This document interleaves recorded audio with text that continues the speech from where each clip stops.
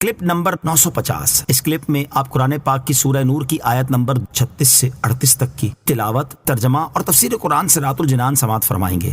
بسم اللہ الرحمن الرحیم۔ ترجمہ: اللہ کے نام سے شروع جو نہایت مہربان رحمت والا ہے۔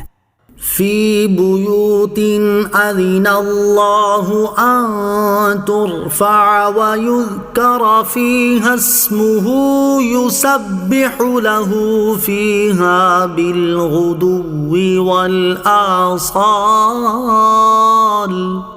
ترجمہ: ان گھروں میں ہے جن کی تعظیم کرنے اور ان میں اللہ تعالیٰ کا نام ذکر کیے جانے کا اللہ نے حکم دیا ہے، ان میں صبح و شام اللہ کی تسبیح بیان کرتے ہیں۔ فی بیوت، گھروں میں۔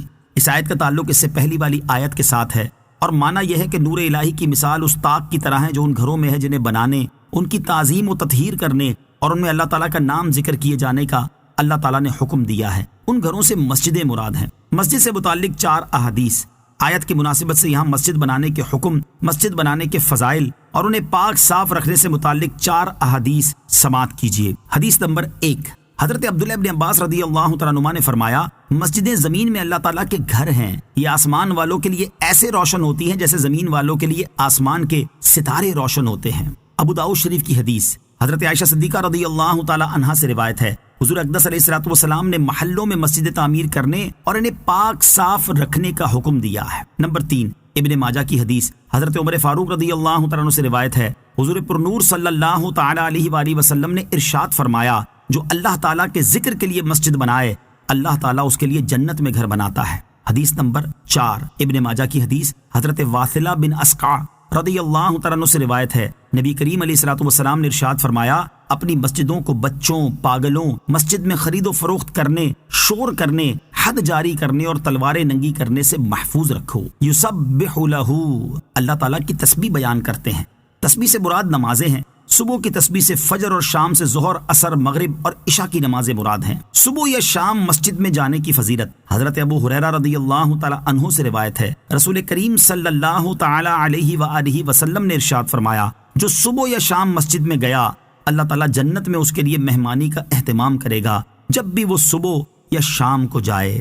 رجال لا تلہیہم تجارت ولا بیع عن ذکر اللہ واقام الصلاة وایتاء الزکاة یخافون یوما تتقلب فیہ القلوب والابصار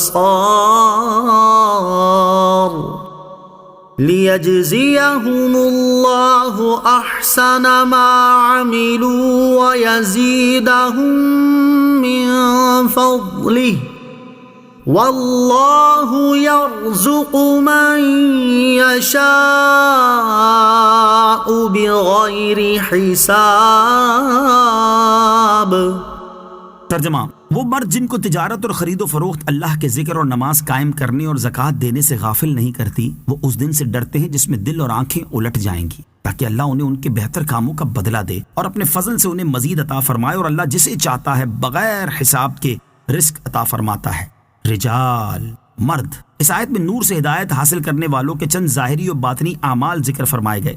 چنانچہ ارشاد فرمایا کہ نور سے ہدایت حاصل کرنے والے وہ مرد ہیں جنہیں تجارت اور خرید و فروخت اللہ تعالیٰ کی یاد اور اس کے قلبی اور لسانی ذکر اور نماز کے اوقات پر مسجدوں کی حاضری سے، نماز قائم کرنے اور انہیں وقت پر ادا کرنے سے اور زکوٰۃ کو وقت پر دینے سے غافل نہیں کرتی۔ نماز سے متعلق صحابہ کرام رضی اللہ تعالیٰ عنہم کا حال، حضرت عبداللہ ابن عمر رضی اللہ تعالیٰ عنہما بازار میں تھے، مسجد میں نماز کے لیے اقامت کہی گئی تو آپ رضی اللہ تعالیٰ عنہ نے دیکھا کہ بازار والے اٹھے اور دکانیں بند کر کے مسجد میں داخل ہو گئے۔ یہ دیکھ کر آپ رضی اللہ تعالیٰ عنہ نے فرمایا کہ آیت رجال لا تلہیہم ایسے ہی لوگوں کے حق میں ہے۔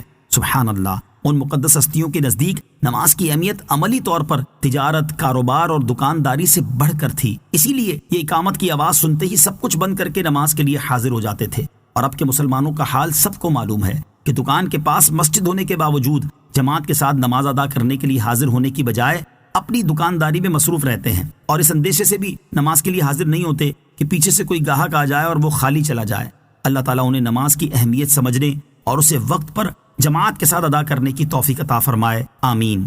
یخافون، ڈرتے ہیں۔ آیت کی ابتدا میں جن مردوں کے اعمال ذکر فرمائے ان کے بارے میں ارشاد فرمایا کہ وہ اس دن سے ڈرتے ہیں جس میں دل اور آنکھیں الٹ جائیں گی، یعنی وہ فرما بردار بندے جو ذکر و طاعت میں نہایت مستعد رہتے ہیں اور عبادت کی ادائیگی میں سرگرم رہتے ہیں، اس حسن عمل کے باوجود وہ اس دن سے خائف رہتے ہیں اور سمجھتے ہیں کہ ان سے اللہ تعالیٰ کی عبادت کا حق ادا نہ ہو سکا۔ آیت میں قیامت کے دن کا ایک حال بتایا گیا کہ اس دن دل اور آنکھیں الٹ جائیں گی۔ بعض مفسرین نے فرمایا کہ دلوں کا الٹ جانا یہ ہے کہ شدت خوف اور اضطراب سے دل الٹ کر گلے تک چڑھ جائیں گے، نہ باہر نکلیں گے نہ نیچے اتریں گے، اور آنکھیں اوپر چڑھ جائیں گی، یا اس کے معنی یہ ہے کہ کفار کے دل کفر و شک سے ایمان و یقین کی طرف پلٹ جائیں گے اور آنکھوں سے پردے اٹھ جائیں گے۔ لیجزیہم اللہ، تاکہ اللہ انہیں بدلہ دے، یعنی اللہ تعالیٰ کے مقبول بندے ان نیک کاموں میں اس لیے مشغول ہوتے ہیں تاکہ اللہ تعالیٰ انہیں ان کے بہتر اعمال کا ثواب عطا کرے، اور صرف یہی نہ ہو بلکہ اللہ تعالیٰ اپنے فضل سے انہیں مزید بھی عطا کرے، اور اللہ تعالیٰ جسے چاہتا ہے بے حساب رزق عطا فرمائے۔